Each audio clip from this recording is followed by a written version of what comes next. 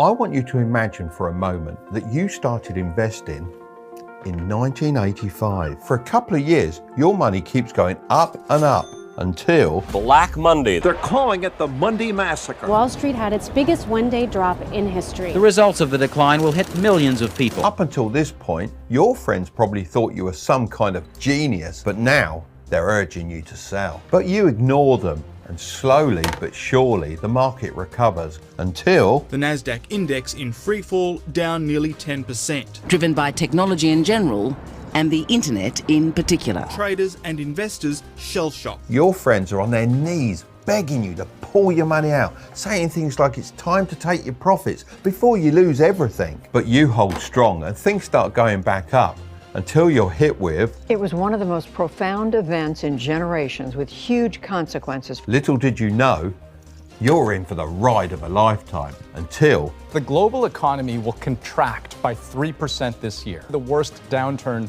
since the Great Depression. Surely this is the end of the stock market. But as things reopened, the market soared 27% from its low, setting new records. What a comeback. Something I didn't mention is the guy that invested his money in 1985 was actually me when I turned 18 years old. The average return over this time period was 11.23% per year. So if I'd have only invested $250 per month during this time, then I would have made $1,841,521.08. That's a return of over 6,000%. But between us, I invested a lot more than that. So now you understand the power of investing, I think it's time to jump into the details. Honestly, it's amazing how many people talk about investing, but don't actually show you how to do it. So I'm going to quickly walk you through how to invest in stocks on your phone. Of course, remember, I'm not a financial advisor. This is just the way I do it. And before you do any of this, make sure you have an emergency fund of 3 to 5 months of living expenses. The first thing on our list is to set up an account. A lot of people get stuck at this stage as there's a lot of different investment platforms out there and also different types of accounts. But trust me, it's much more simple than it first seems, especially now you can do it all online. When I first started investing, I had to phone up the stockbroker every time I wanted to buy a stock. Let's use the Trading 212 app. I'm going to be using my son's account as my account's pretty messy as it has a bunch of free shares. He's actually been running an experiment on here for the last 3 months, but we'll talk about that in a bit. The account you open should be a tax advantaged one.